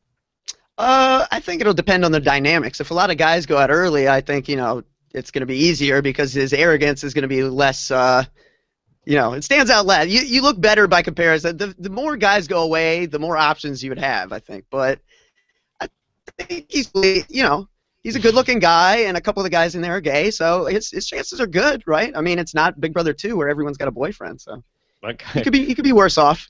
We'll see. What you think that he's going to flirt with some of the guys who might find him attractive? I don't know if he'll do that, but Yeah. I think he should. I mean, why not, right? I think if you're a good-looking young He guy, doesn't care about other people's feelings. well, He's a heartbreaker. that bodes poorly. Yeah.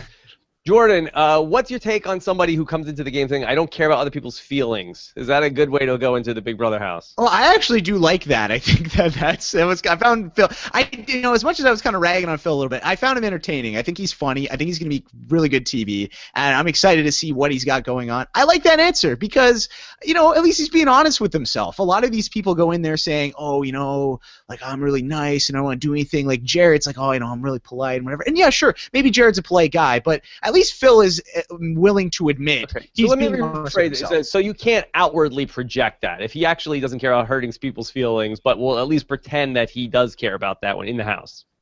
Yeah, I think as long as he pretends when he's in the house, then I think that's fine, and we'll see when he gets in there. He has said he's a little outspoken, but I get a good, I think he's kind of I think he's just saying that, and you know what?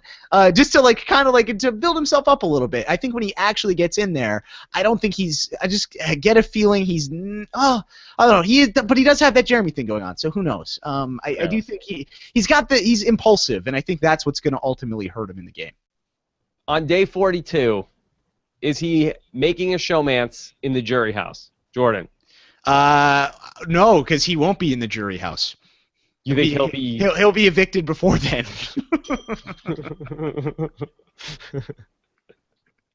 Sorry, Phil. Sorry, Phil. Okay. Alex, agree or disagree? I see making it up to Canada's HOH and no further. Okay. All right. Let's move on to our next person, and let's talk about Christine Kelsey. Okay. That she is this self-professed game freak is looking to align with the opposite personality to hers, who she can pretend is her enemy in the house. All right, Jordan. Let's talk about the game freak. The freakiest freak, is she? I don't know. She could be the freakiest freak. I know she wants a showmance, so I think that wow, a showmance. She does want a showmance, yeah. So she's the oldest house guest. I mean, we've got the youngest house guest in Big Brother history, in Big Brother Canada history here in Paige. We have the oldest house guest in Big Brother Canada history. Well, who's the oldest guy in the house? The oldest guy, I believe, is Joel. At 33, which is not going to bode well for his game. Yeah. Or Jace, if he makes it. That's going to put Jordan and Cindy with an S to shame. When Joel and Christine get it on. Mrs. Robinson. Oh yeah. Yeah, with Christine, the thing is the game freak thing and this talk of like wanting to align with somebody who she's enemies with. I didn't see that anywhere else in her interviews. In her other interviews, she said she kind of wants to do her own thing. She wants to lay under the radar. So I don't really know what's going on with that. Unfortunately, got to support Christine because she's a 604 propa. But I'm calling my shot. I think Christine is she's the first boot of this season. I think she's the first one who's out, unfortunately. It's hard to tell exactly where she goes. I mean, that there's a couple different roles that she could slip into it's hard to tell even from what she's wearing if she's going for, is she going for a mom thing? Is she going for a showman's thing? I'm not exactly sure from Christine. It's interesting because it's tricky blouse to read. It is. But I mean, she says she wants a showman's, but then she's what do you also guys think in the chat room. Is this what is this? Tell me, with people who know about fashion, what is she saying with this shirt? That she may or may not have picked out for herself. What is production saying about this woman? What is production saying about this woman's shirt? Yeah. But the thing with it, like she said she has kids. Like she said she would be willing to swear on her kids. So, yeah, I don't really know what's going on here. She seems like she reminds me of Lori from Big Brother 3 a little bit. I could see her just because she's older than everyone else, significantly older. She's 14 years older than the next oldest person in Joel. So I think that already bodes really poorly for her game, unfortunately. Just because there's that generation gap, she's going to have to come across really strong early on. Otherwise, I think that she's going to be a very easy target and somebody that's going to inevitably get picked off right off the get-go. I also think it's going to be tricky for her as somebody who is a lot older than everybody else in the house. I mean, if she does play that mom game, then if she is going to be betraying people as the game freak, I think that people tend to not like that, especially in the Big Brother jury. I think that that's something that's not going to go over well with the house. So I think she's in a really tough spot here. Yeah, unfortunately, I don't think it's going to go too well for Christine. I mean, seems like a nice enough lady, but yeah, not holding my breath here. Alex, what do you think about her? I like Christine. There's a lot of me that wants to pick her to win, to be honest with you. Whoa, really? What are you seeing that we're missing? I don't know if it's just because she looks. I mean, Paul Bohr just posted this in the Patreon group, and I invited you to go look at it side by side. She is the spitting image of Vicky Guerrero, the wife of late wrestler Eddie Guerrero. I mean, they are clones. It's a deep cut reference. Yeah, it is, but it's identical, and I think there's, I think the age thing can go either way. You know what I mean? I think, like we saw from Sarah Miller, that if people are receptive to, age is just a number, and you're someone who's agreeable in general and not, you don't rub people the wrong way, then you can often, fly under the radar. But the big thing though, Sarah Miller. I mean, Sarah, I think, was 32 when she played. Christine is 47. I think there's a huge difference in the age gap there. I think it's easier for Sarah to relate to first 5 people in their mid-20s when she's 32 compared to Christine, who's 47, trying to relate to people like Paige, who are 19. I agree with that. I just think I really like the idea of trying to find an alignment that other people don't see is obviously something that people have tried in the past. If it's something, she's lived enough years where I feel like she would have life experience and know how to, to a degree, kind of handle people. I mean, and then on top of that, I like the idea of the Danielle Reyes, and we don't see people try it often enough for my money. I feel like if there's upside with her, it's getting with some young guy that no one would see coming, who can really build those social connections for her while she just pretends that she's not really in it, and he can kind of keep her safe from that end while she's she needs to find a good partner for the game. Okay. But I think that's Couple last things on Christine, and then we got to move on. Interesting, Christine Kelsey. There's also a Kelsey Faith. So so that would get confusing. Yeah. It's a good thing Jeff Probst isn't there to narrate any of these challenges. It'd be very confusing.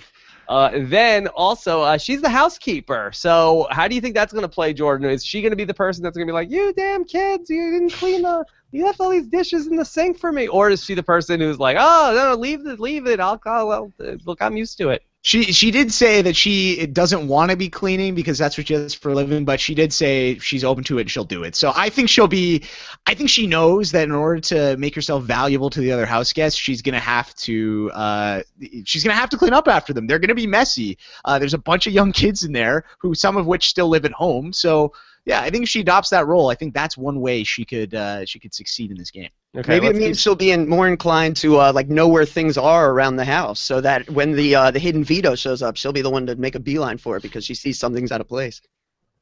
Okay.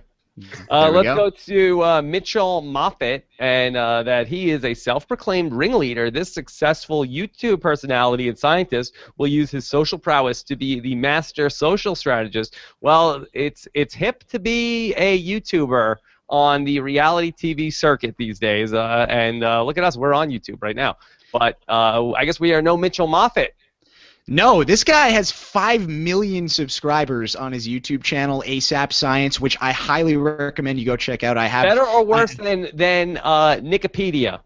Oh, 10 times better than Wikipedia. Get out of here, Rob. How dare you? This guy, Mitchell Moffitt, this guy's videos are awesome. I mean, I was actually just watching a video a few weeks ago. Had no idea that he was on the show on his channel, ASAP Science, talking about the damages of sitting, and if you sit all the time, how bad that is for your health. So, yeah, Rob, you and I are in big trouble. You should definitely watch it. It's really good. The worst news I had all day today. Yeah, but this guy, Mitch, is a big fan of RHAP. So this is really good. So are you being serious? Yeah, I'm actually serious. I don't know how big of a fan.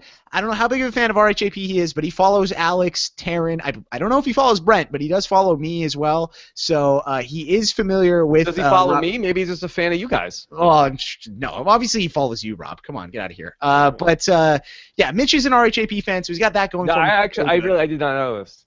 Yeah, so we've got that going for him.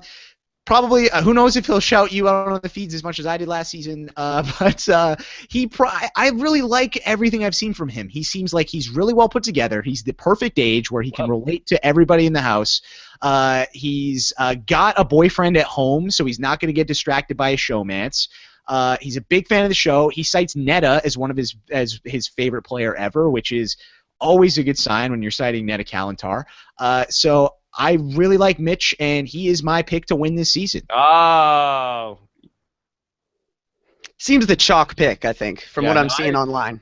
He does seem like the guy I would pick too. That I didn't come in with a pick, and I felt like that he was the person I felt the best about, based on, and I didn't think it was close. I didn't think there was anybody else that really piqued my interest, but yeah, I think that he seems like it is all lined up for him to do it, and probably then will end up being the first move.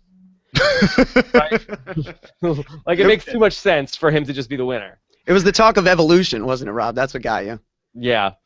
So no, Mitchell, I feel very good about him. Yeah, I do worry about he could be Canada's Nick Uhas. And I'm not talking about that he makes science videos. No, I don't think I completely disagree with you, Rob. I don't know if you've seen enough of his videos, but he's not this guy has no ego. He's not there for the fame. He's already killing it on YouTube. He's here because he's a big fan of the show, and he seems pretty down to earth. So I don't see the Nick Uhas thing at all. The only comparison is that Nick Uhas also makes videos about science, and they're much crappier than the videos that Mitch makes. So that's the only comparison. I feel like you're trying to pick a fight with Nikipedia. Well, Nick Uhas has no idea who I am, and I'm too irrelevant for him. You're a scrub. You're a cockroach. No chicken. No, I'm sure Nick is a very nice guy, but Mitch is way better than Nick. Okay. No, I do like Mitchell. Now I was gonna make him my pick, but now I feel like I can't make him the pick. What's the rule on that? Well, I feel like let's see. You've never had the same pick as somebody on one of these Big Brother Canada podcasts before? I think you had in season 1. You took Alec and Ian took at the time the other way around. Nudge. I think I took. You Peter. took. No, or maybe you're right. No, Peter. Right. No, yeah, you had Alec, and then Ian took a Nudge, aka AJ, and then season 2 you had John Party. You took John Party, and I think I think Brian might have taken Netta. Brian took Netta, which was amazing that you guys both did that, and then nailed it. 3, you took Willow, and Mike took Bruno. Was that who Mike took? I don't know. I don't know how good about the Willow thing. Yeah. It was a good pick. Willow should have gone to final 2 if it wasn't for that trip. I got a LinkedIn request from Willow this week. Oh, really? It's my LinkedIn friend. There you go. Friends on LinkedIn. Willow's great. I love Willow. Okay. All right. So let's go through the last couple people, and then we'll do, and then we'll lock in picks. Okay. Let's talk about our next person, Shari. Shari Ash. They tell us that she's dynamic, vibrant, and full of energy. Her strategy is to be flexible, semper gumby. We know how that works out. She's looking to dominate competitions and to rely on her intelligence to get her through the game. She's 30. She's from Toronto, and she is a customer service supervisor. All right. So Sherry, I mean, there's a lot of things I like about Sherry. The only thing that holds me back is the idea of wanting to be, I think she might come across as a little too strong, but she does work in, she works in retail, which I think is like a really, being a manager in that, I think it's like a really underrated profession for reality TV playing one of these games, because you're dealing with not only the like crazy customers all the time, but managing these personalities that you have to deal with on a regular basis. So I think that helps her a lot, and her girlfriend is actually a huge Big Brother super fan. So I think that she's got that going for her. I think she'll do well. I don't know. We'll see if she can pick up the game as it progresses and how she does early on. But if she can build some good relationships and team up with, some of these stronger players, like a Mitch, I think she could do very well. Alex, tell me what you're feeling. Are you thinking sensational Shari? I don't know. I think I would have agreed with Jordan's point about, people who work in customer service more before I saw Becky, who basically has the same job and, posted up with some wine while she told Vanessa to run away. I got hit by a train last year while I was walking. Yeah, she just kind of undid herself, and, that obviously is my most recent experience, so that doesn't fill me with a ton of confidence. But yeah, we don't have much to go on besides profession. I hope that staying flexible is not a precursor for bugs in the ear. I've only heard one person mention that preseason, and it did not go well. Yeah. But I don't see anything that really jumps out to me from Sherry as like a red flag. Like she certainly seems like one of the people who is going to be in the mix. She has a real chance to win because she's not like saying things that generate concern for me. Yeah. Okay, she wants to be like John because she didn't see him getting into fights or creating drama. And, yes, she's competing, but she wants to have a good time. So we'll see. We'll see. Anything else on Jeremy? Nope. Good? Okay. Good. All right. Let's move along because we're getting up against Amazing Race coming up here on the East Coast. Let's go to Dallas Cormier. His loud laugh and beaming personality can brighten anyone's day. His strategy is to win over the hearts of the house guests and win over Canada. So in addition to Jace competing in Big Brother Canada, Spencer from Big Brother 15 has also joined the cast. He grew his beard back. So how exciting is this, Jordan? Oh, it's amazing. It's Spencer Clausen's 24-year-old younger brother who has stolen Vanessa Russo's wardrobe is coming into the Big Brother Canada 4 house. It's very exciting. Yeah. Okay, so he says he's the life of the party. He's the class clown. He's upbeat. I'm having a hard time getting a good read on this guy. Like, I don't know. Is he coming in? Basically, is he like the Big Brother version of Kyle Jason? Is he somebody who's coming in who's going to be sort of like more like the class clown? Jordan, You're shaking your head. Yeah, he's definitely not the Kyle Jason. This is a guy who's a super fan of this show, super likable, kind-hearted dude. Actually, Willow, speaking of Willow, has a friend who is very close with Dallas and knows him very well personally, and says he's a great dude, super likable, down-to-earth guy. So I think that, he's just like, he's here to have a good time. He's a fun-loving guy. I think he's going to win over a lot of people in the house. For me, he kind of reminds me, I think, he's kind of a mix of John Party and Arlie Shaban. I think if you put those guys together, you get Dallas. And because he's got that strategy of being a super fan, he's a guy who's seen a lot of seasons of this show. And he does cite Kevin as well as somebody who he's a big fan of.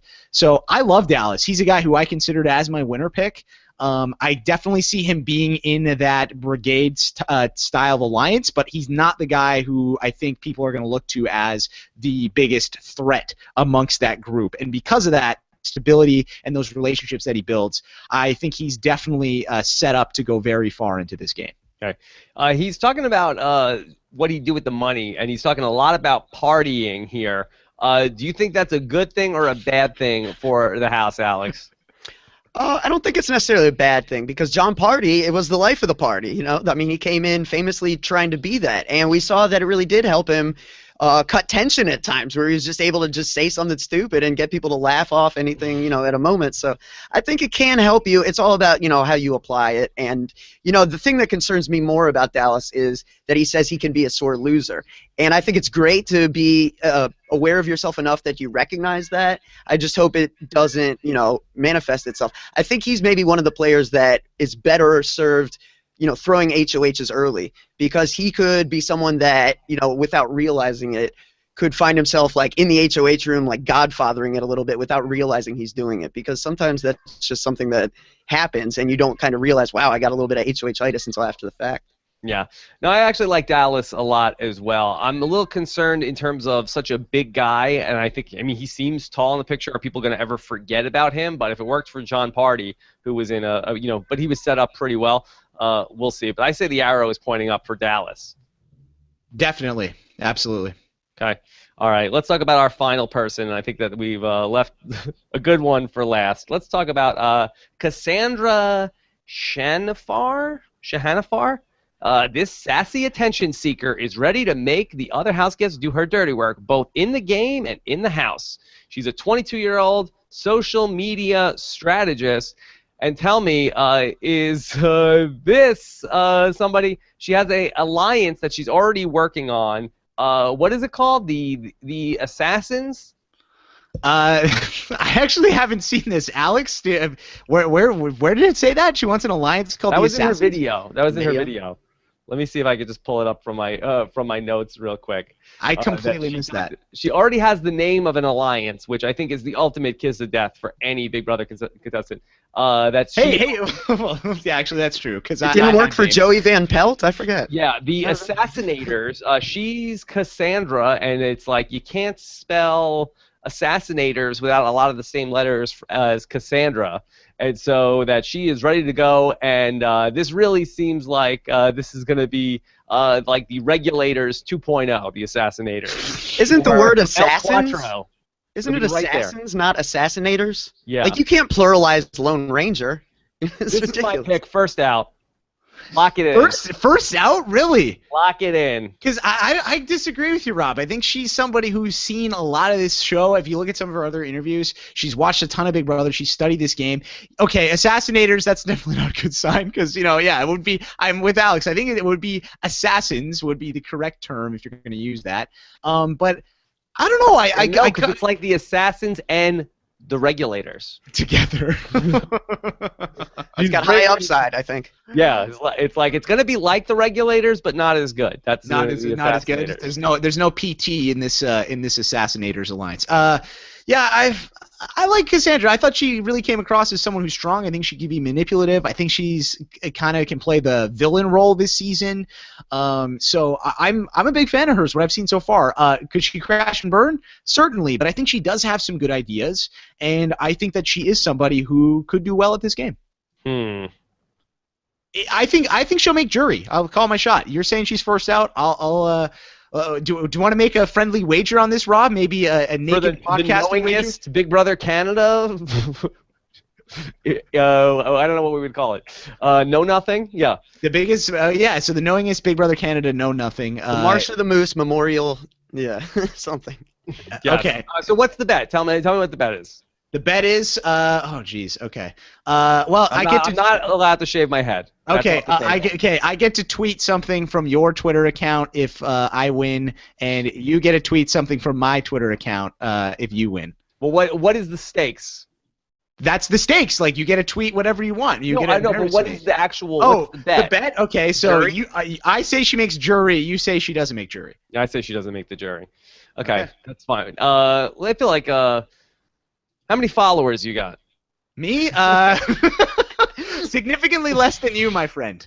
Yeah, what kind of wager is this? Multiple tweets. I'm sitting at 7,000 something. 7,000. So I mean I should get like 7 tweets.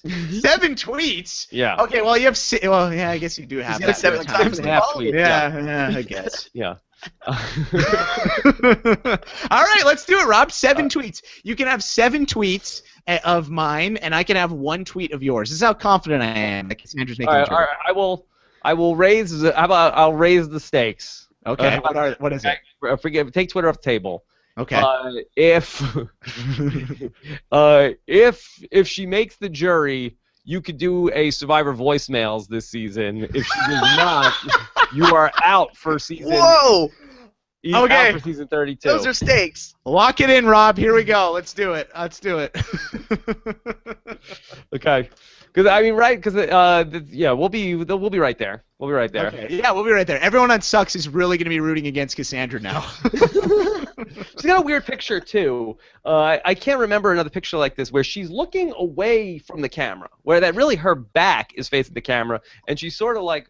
Well, it's her neck around. It's highlighting certain feators of her body, I believe, Rob. I think that's what they're going for. As somebody who also has some junk in the trunk a little bit, I have been approached about doing things like that. Yeah. So I think that's kind of why they did that. All right. Well, you're gonna hate to watch her go. But I'm gonna love to watch her leave. but really no, because then I can't do the voice. Whatever. If I don't do the voicemails, it's whatever. It is what it is. Yeah. Okay. Well, that is Cassandra. You're gonna pin all your hopes and dreams for Survivor 32 on Cassandra. Okay. So we'll see what happens. The Assassinators. All right. Let's take a couple quick social media comments before we gotta log off. I gotta catch up on the Amazing Race before that show ends in 50 minutes. Let's get to Steve. Oh, Steve Moses. Rob called Dallas to go for and an early out for Cassandra. Does that mean Dallas goes out first with Cassandra for the win? How dare you, Steve Moses? See, Steve knows what's up. How dare you? How dare you, Steve Moses? Yeah, but no, but. Big Brother US, I don't have a good feel for. Big Brother Canada, I feel like sometimes I'm tapped in. Although I didn't really have a good feel for Big Brother Canada 3. Big Brother Canada 2, I was locked in. One as well. Yeah. Big Brother Canada 2, I really did see, like, I felt like I was in the Matrix on that one. I felt like I saw first 5 falling apart. I really saw that all coming together. All right. Ashley Bedazzle says, I now have a reason to hope that Cassandra makes the jury. Oh, okay, good. Thank you, Ashley. You're probably one of the thousands of people who are now hoping for that. Everyone else is on the other side. It's okay. Okay. All right, let's see. Alex, got any other final thoughts before we start to wrap this thing up? Yeah, just wanted to mention a couple things that I've seen tweeted just since we've started doing this show. It seems that the house theme is going to be casino-based, as per Hamster Watch, and that the have-not room is like a Vegas chapel, like a quickie wedding chapel. So I think that could be kind of interesting. The first group is Dallas and Levita and Maddie and Philippe and Cassandra. Group 2 will be Joel, Kelsey, Jared, Raul, and Sherry. And Group 3 is Ramsey, Paige, Christine, and Mitch. And apparently they were delayed because a fan stormed the doors, which is funny. Wow, I can't wait to hear from the Toronto Big Brother Canada people hear about that. All right. It was probably Ginger Ninja, honestly. He's like, let me back in, bro! Rafa. I'm a better Jace than Jace. Yeah, who needs Jace, man? All right, we got to wrap this up because we got to talk about Amazing Race 28 with Jessica Leese coming up in just about 1 hour. I got some commercials to fast forward through as I try to switch over quickly to that. So, Jordan, tell people how they can check out your Big Brother Canada draft, and one more time, who's going to be involved for people that just came in late. Right. So just follow me on Twitter. I'm at Jordan Parhar, and you could subscribe to my podcast, the Reality TV Rahappy Hour, by going to robhasawebsite.com/rahappyhour. So this Saturday, 5 p.m. Eastern, 2 p.m. Pacific, I'll be doing a Big Brother Canada 4 draft with Willow from Big Brother Canada 3, Netta from Big Brother Canada 2, and Jason Roy from Big Brother 17 US. And that's a Blab?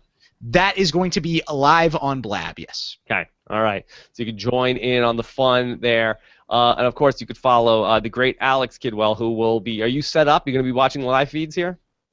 Yeah. I mean, I'm not set up yet, but rest assured, I will make sure that by the time feeds are up. Hell and high water can't keep you from those live feeds. Yeah. No, I'm too tenacious for, like, international restrictions. They can't hold me down. Right. Okay. All right. What's the hashtag for this show?